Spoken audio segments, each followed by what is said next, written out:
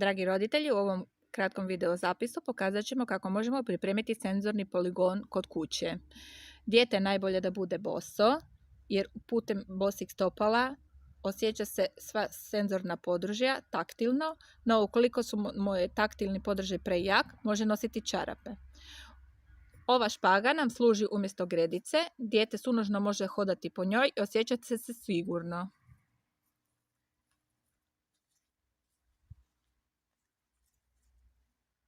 Špagu može i preskakivati.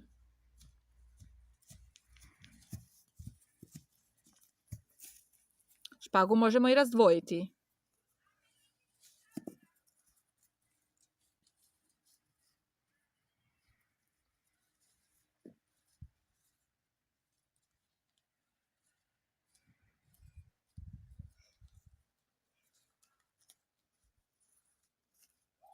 Špagu možemo i potezati.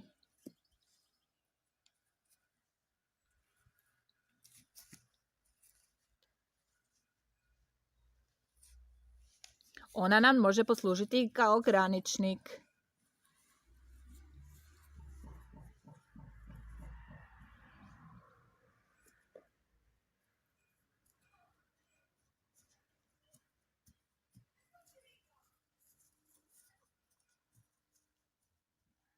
Senzorno možemo vježbati i u dvoje.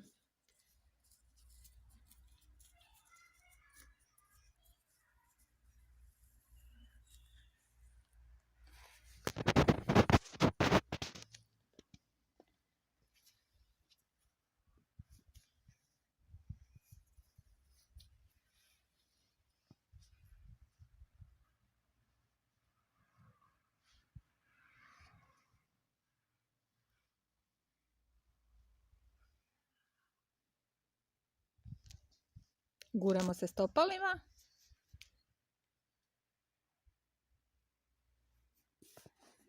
Vozimo kolica.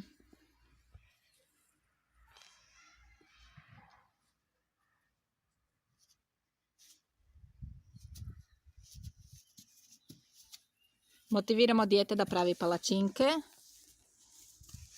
pa se na taj način kotrlja.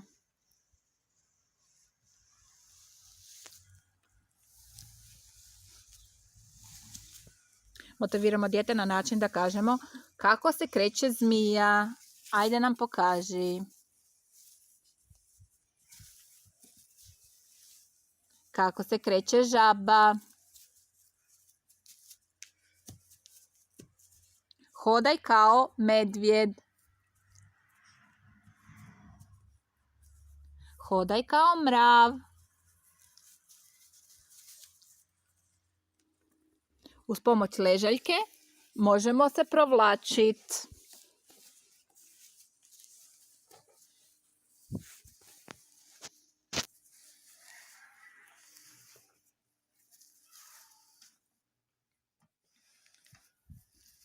Sve su to vježbe koje može dijete izvoditi kod kuće i na taj način dobiti nova senzorna iskustva.